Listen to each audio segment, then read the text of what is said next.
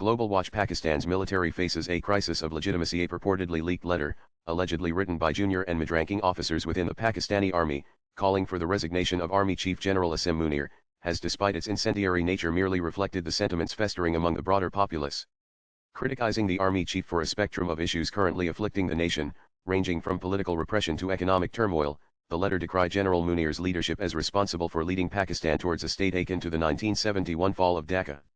The military, which wields substantial influence over the country's political, economic, and foreign affairs, and has historically commanded widespread public support, has in recent years faced unparalleled scrutiny, culminating in a legitimacy crisis that threatens to destabilize Pakistan. Hampered by a lack of competent leadership and strategic vision, Pakistan has experienced political instability since its inception, paving the way for General Ayub Khan's successful military coup in 1958. To date, the country has witnessed nearly 3 decades of direct military rule subsequently under General Zia-ul-Haq and General Pervez Musharraf, entrenching the military's dominant position in national politics. Even when a civilian administration is formally in power, the military continues to oversee key security and foreign policy matters, while simultaneously manipulating political affairs from behind the scenes. This persistent institutional interference and overreach by the military has been a fundamental barrier to the development of a robust democratic system in the country. Positioning itself as the custodian of the nation and its ideological foundations, the military has historically enjoyed widespread public support, with many perceiving it as a bulwark against India and internal security threats. Nonetheless, recent developments have significantly undermined this trust, prompting the populace to openly and forcefully contest the military's dominance. Already strained by the repercussions of state-sponsored militant networks, a deteriorating economy, and the dismal state of democratic norms and civil liberties, public patience was nearing its limit. The decisive turning point, however, emerged in the wake of the arrest of former Prime Minister Imran Khan. Although Khan's 2018 election victory with Pakistan Tehreek-e-Insaf (PTI) was marred by allegations of military interference, the autocratic coalition between the soldiers and a populist politician, as noted by esteemed historian Aisha Jalal, proved unsustainable in the long term. As relations deteriorated, Khan was swiftly removed from office through a no-confidence vote, after which he publicly condemned the military and its role in manipulating the nation's political processes. He was later imprisoned on charges of corruption, a move that incensed his youthful support base.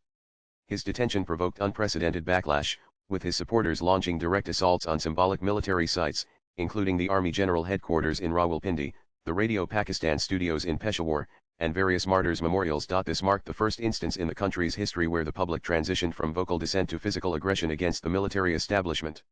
The military's harsh retaliation, arresting and allegedly torturing thousands, drew sharp condemnation both domestically and internationally from human rights bodies and legal commentators, deepening public alienation and reinforcing perceptions of military authoritarianism. Furthermore, last year's general election, which resulted in Shahbaz Sharif's return as prime minister, was overshadowed by mass protests alleging widespread electoral fraud. In addition to the military's authoritarian inclinations evident in its political interference, weakened institutions such as the judiciary, suppression of dissent, and obstruction of democratic development, institutional autonomy, and civil society issues like insurgent violence and religious extremism have further highlighted its failure to fulfill its primary duty, ensuring the security of citizens. Notably, the actions of the Baloch Liberation Army BLA and other insurgent groups in Balochistan, along with the Tehreek-Taliban Pakistan (TTP) in Khyber Pakhtunkhwa (KP), have significantly eroded the military's public standing. The BLA, through its recent attacks on the state, has targeted both security forces and civilian Punjabi and Chinese workers, whom it perceives as beneficiaries of Balochistan's resource exploitation. These attacks have strained relations between the Pakistani military and the Chinese government and raised concerns regarding the sustainability of the China-Pakistan Economic Corridor (CPEC).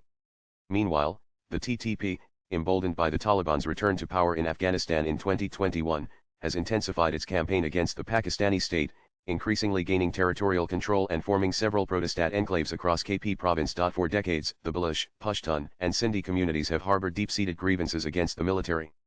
In particular, the repeated failures of counterinsurgency and counter-terrorism operations in Balochistan, Khyber Pakhtunkhwa (KP), and the federally administered tribal areas (FATA) have led to significant loss of life, displacement, and the destruction of livelihoods for the local populations, outcomes largely attributed to the ill-conceived strategies of the military establishment. With the rise of social media and a notable shift in national public opinion regarding the armed forces, these long-standing concerns are increasingly being voiced as the military's extensive abuses of power come to light. Additionally, the country's dire economic conditions have further demoralized the public, which is now increasingly demanding transparency, accountability, and structural reform from the government. Swipe left for next video. A civilian government that is accountable to the populace and responsive to their needs and aspirations would not only serve the interests of the Pakistani people, but also signal a positive shift in the region's geopolitical landscape. Consequently, it is to be hoped that, capitalizing on the current crisis of legitimacy and waning public support confronting the military, the citizenry will undertake a sustained and coordinated movement aimed at securing fundamental reforms. The writer is an author and a columnist. His X handle is arunanandlive. Views expressed in the above piece are personal and solely those of the author. They do not necessarily reflect News 18's views. Latest blogs